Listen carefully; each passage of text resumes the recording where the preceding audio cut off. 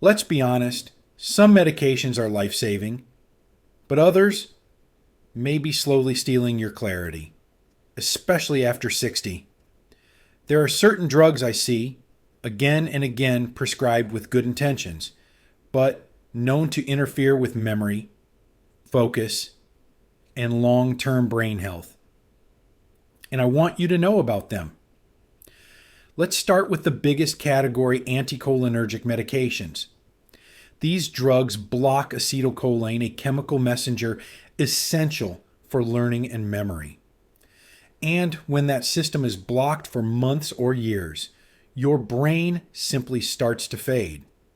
According to the American Geriatric Society, drugs with strong anticholinergic effects are linked to higher risk of cognitive decline, even in healthy adults.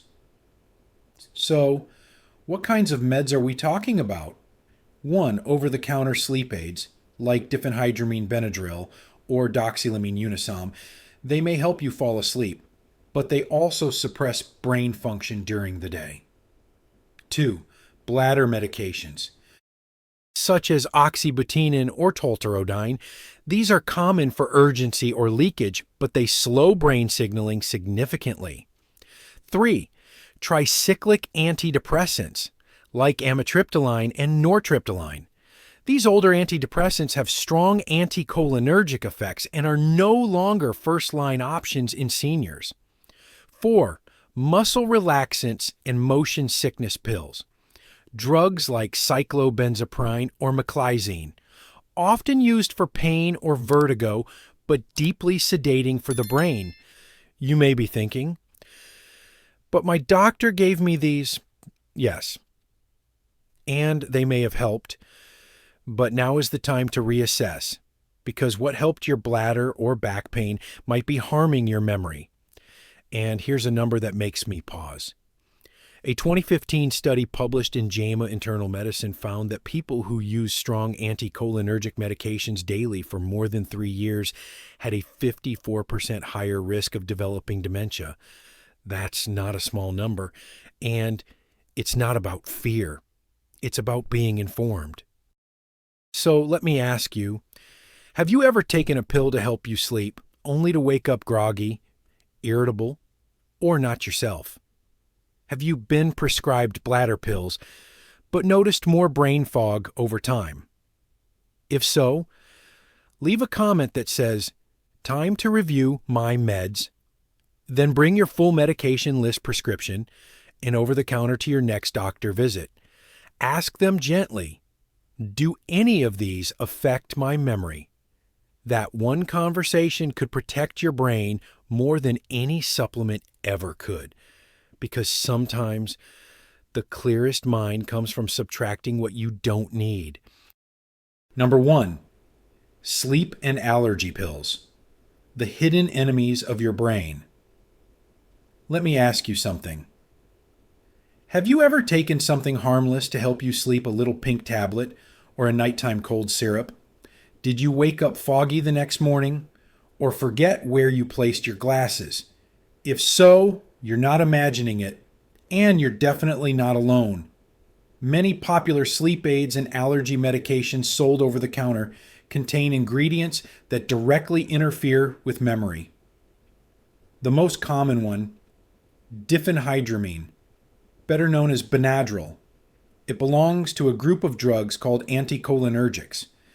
And while it may dry up your runny nose or help you fall asleep, it also blocks acetylcholine, the brain chemical responsible for focus, memory, and attention. That's not just my opinion.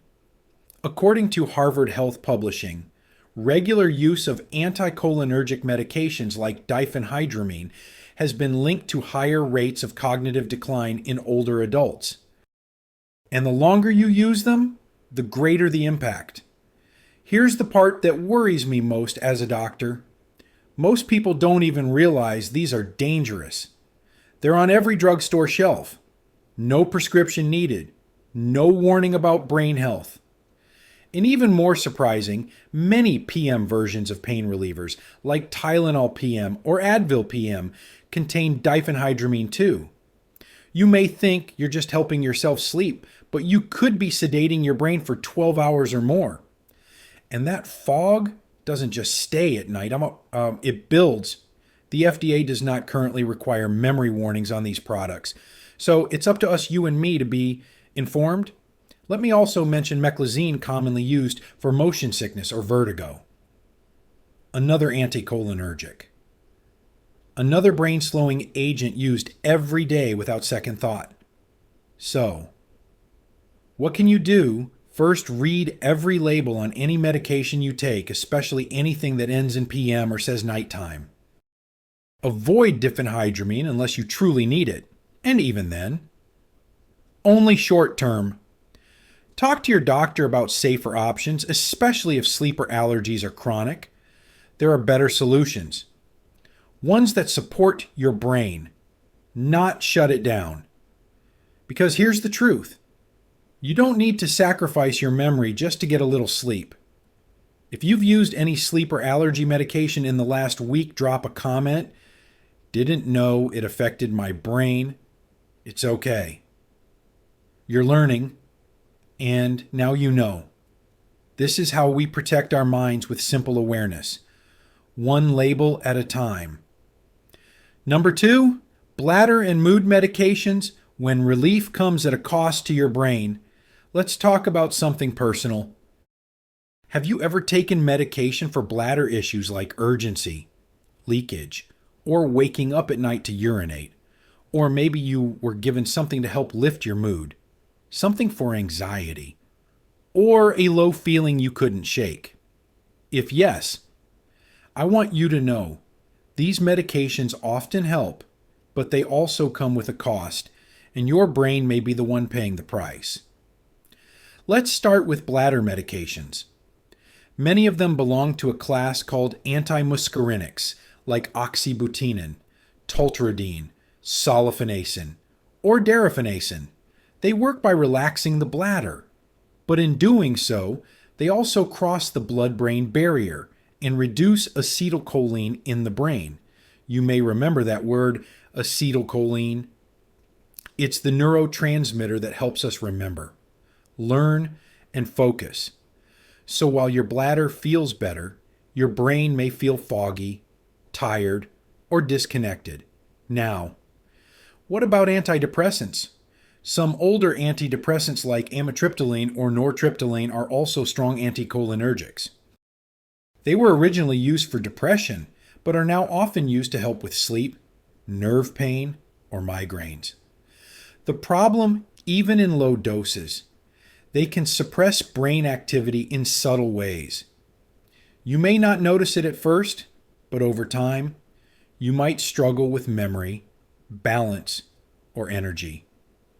According to a review from Harvard Medical School, many seniors taking these medications show early signs of cognitive slowing, even when they feel emotionally okay.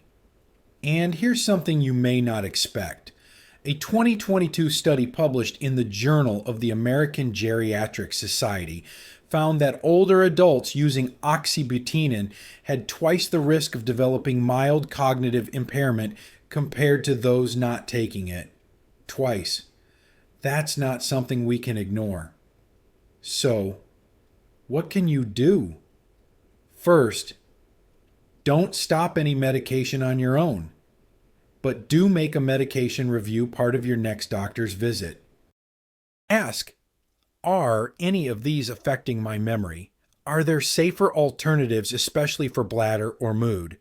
Many newer antidepressants, like sertraline or escitalopram, have far less impact on memory.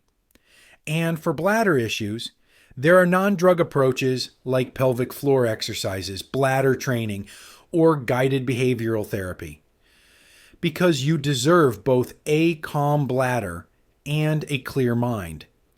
Comment below, I want memory-safe medications, because you have a right to feel in control both emotionally and mentally. Number 3, antipsychotics, the brain-dimming drugs you were never warned about. Let me ask you something that might sound simple, but may open a door you've never looked behind. Have you ever taken a pill to help you sleep? Maybe something over the counter, like Tylenol PM, or an allergy medicine like Benadryl. Did you ever feel off the next morning like your brain was still half asleep? You're not imagining it, and you're definitely not alone. What you took wasn't just a sleep aid or antihistamine. It was also something that likely belongs to a class of drugs called anticholinergics. And for your brain, that matters a lot. The hidden ingredient. One of the most common offenders is diphenhydramine. You'll find it in Benadryl for allergies, Tylenol PM, Advil PM for pain and sleep, Zaquil, Nitol, and dozens of sleep aids, some cold and flu combination products. Diphenhydramine works by blocking histamine, which helps with allergies, but it also blocks acetylcholine, a neurotransmitter that plays a major role in learning, memory, and attention. That's where the problem begins. Your brain needs acetylcholine to stay sharp, to form memories, to process information, to stay emotionally regulated. And when you block it, especially night after night, you may fall asleep faster. But your brain function starts to fade. A dangerous kind of sleep. Here's the truth. No one told you. Diphenhydramine doesn't promote natural sleep. It sedates you like a mild tranquilizer, but it doesn't help your brain go through its normal sleep cycles. That means less deep sleep, the stage where your brain clears toxins. More night waking, feeling groggy in the morning, poor memory consolidation. It's a bit like closing your eyes during a storm and waking up thinking the mess cleaned itself when it didn't. Harvard Health warns that chronic use of diphenhydramine and other strong anticholinergics is associated with increased risk of cognitive decline in older adults. The long-term risk, a 2015 study in JAMA Internal Medicine, found that people over 65 who use strong anticholinergic medications daily for more than 3 years had a 54% higher risk of developing dementia. 54%. That's not a small bump in risk. That's a loud alarm bell. And here's the part that worries me most as a doctor. These products are sold freely. No prescription needed, no serious warnings on the label.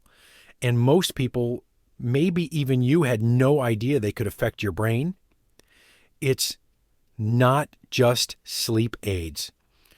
Let's talk about allergy medications, especially ones used long-term for seasonal allergies or sinus pressure. Diphenhydramine is one, but so is chlorpheniramine, found in many older generation allergy meds like chlortrimeton. These drugs were created decades ago before we fully understood their cognitive effects.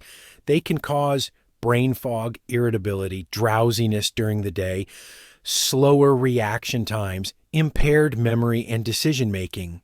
Newer antihistamines like loratadine Claritin, fexofenadine Allegra, or cetirizine Zyrtec are far less sedating and do not significantly block acetylcholine. Yet many older adults still reach for the older ones because that's what they've always used. So what should you do? Here's what I recommend as your doctor and your ally. Step 1, audit your medicine cabinet. Look for anything with diphenhydramine or chlorpheniramine. Check every label, especially those labeled PM, nighttime, or sleep. Step 2, if you've been using these for more than a few nights in a row, pause. Don't panic, but be mindful. Your brain might be asking for help. Step 3, talk to your doctor. Say, I've learned these ingredients can affect memory. Is there a safer alternative? Your doctor might suggest newer allergy medications or safer sleep strategies. More on that in a moment. Safe sleep, sharp mind. Here's what helps many of my patients sleep without sacrificing clarity. A consistent bedtime even on weekends. No screens, 60 minutes before sleep. Gentle stretching or breathing exercises. Herbal teas, chamomile, lemon balm, or magnesium. background white noise, or nature sounds, journaling to empty the mind. And if sleep problems are chronic, we explore root causes, not just sedation. Because every good night's sleep should restore, not rob your brain. Let's be clear. You deserve rest, but not at the cost of your memory. You deserve relief, but not confusion the next morning. Drop a comment that says, "I didn't know sleep aids could hurt my brain." Or simply, "I'm checking my labels tonight." Say it out loud. Write it down. Because awareness is power. And protecting your brain doesn't require fear, just gentle or consistent action. Number 4, muscle relaxants, why easing the body can blur the mind. Can I be honest with you? There's one group of medications that's often overlooked even by doctors with good intentions. They seem mild, they're given for pain, tension, and sleep. But they can cause a slow, silent fog in your brain. I'm talking about muscle relaxants. Now, these drugs can be helpful in short-term situations, but for older adults, they often do more harm than good, and no one explains why. So let's break it down. What are muscle relaxants? These are drugs like cyclobenzaprine, carisoprodol, methocarbamol, tizanidine, and baclofen. They're often prescribed for muscle spasms, chronic back pain, arthritis flares, neck or shoulder tightness, sleep support after an injury. They work by suppressing activity in the central nervous system, which reduces muscle tone and makes you feel looser, calmer, more relaxed. That sounds great, right? But here's what no one tells you. These medications don't just affect the muscles. They affect the entire brain. How do they affect your brain? Muscle relaxants act like sedatives. They slow down messages between your brain and your body. But they also dull memory circuits, reduce attention span, slow reaction time, weaken coordination, impair judgment. This is especially risky in older adults because your brain is already more sensitive to sedatives as you age. Even a low dose can linger longer and build up over time, especially if you're taking other medications that affect the brain. What do the experts say? The American Geriatric Society includes nearly all muscle relaxants in their Beers criteria. A list of medications considered inappropriate for adults over 65 due to their high risk of cognitive impairment, drowsiness, and falls. Harvard Health echoes the same concern. Long-term use of these drugs can disrupt sleep architecture, meaning your brain doesn't get the deep restorative sleep it needs to clear out toxins. So you might fall asleep faster, but wake up feeling foggy, groggy, or confused. But doctor, it helps me sleep. That's what I hear most. And I get it. So when you're in pain and you haven't slept in 3 nights, you'll take anything to feel relief. But the truth is, these drugs don't improve sleep quality. They sedate you. They knock you out. But they don't help your brain recover. There's a big difference between being asleep and being restored. Warning signs that your muscle relaxant may be affecting your brain. You wake up feeling more tired than when you went to bed. You forget simple things more often. You notice slower thinking during conversations. You feel off balance or stumble more easily. You've had a fall or near fall. Recently, you feel disconnected from your surroundings. If any of that sounds familiar, please don't ignore it. Your brain is trying to speak up. What can you do instead? Here's the good news. There are gentler, safer options to ease muscle tension and support sleep without sacrificing your memory. For pain and muscle tightness, gentle stretching, especially in the evening, physical therapy tailored to your needs, warm compresses or hot showers, topical pain, relieving creams like menthol, capsaicin, or diclofenac, anti-inflammatory foods, turmeric, omega-3s, magnesium. For better sleep, establish a nightly wind-down routine. No screens, 1 hour before bed, Use soft lighting and calming music, drink warm herbal teas, chamomile, lemon balm, or magnesium citrate. Practice breathing techniques or guided meditation. Consider melatonin only if your doctor agrees and in low doses. For safe medical options, talk to your doctor about switching to short-term NSAIDs with stomach protection if needed, very low-dose gabapentin for nerve-related pain, physical therapy consult instead of medication refills. Always ask, is this helping me heal or just masking the problem? Because you deserve more than just sedation. You deserve comfort and clarity. What if you've been on one for a long time? Don't panic, and don't stop it suddenly, but do bring it up with your doctor. Say, I've heard muscle relaxants may affect memory and balance.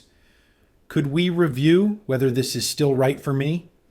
Leave a comment below. I want clarity, not just quiet. Let's make space for relief that respects your brain, because your mind matters, and there's always a better way. You deserve relief without regret. Let's take a breath together, because if you've made it this far, you already care about your brain, about your clarity, about staying present for your family, your memories, and yourself. And I want you to remember this. You're not losing your mind. You're losing protection from a system that never warned you about these medications. It's not your fault. You were given what was available, what was routine, what was standard care for decades. But now you know more. And that means you can do more. You can question what's in your pill box. You can ask your doctor to review every name on that list. You can say, my memory matters. I want to protect it. That is not difficult. That is being wise. That is being proactive. That is being the guardian of your own mind. And I promise you, even small changes in your medications can lead to real, visible improvements in your focus, energy, and peace of mind. If this video gave you even one helpful insight, please leave a comment. I choose to protect my brain, because saying it aloud is powerful. And if you know someone, a parent, a friend, a neighbor who's been more forgetful lately, send this to them. You might just save their clarity. You might even save their independence. And next time, we're not talking about pills. We're talking about another more interesting topic. 5 steps to managing difficult dementia behaviors safely and without medications. Because behavior change in dementia isn't just frustrating. It can be heartbreaking. And yet, there are gentle, proven ways to handle it without relying on drugs. So, hit subscribe, turn on that little bell, and walk with me as we continue protecting the mind with science, with love, and with hope.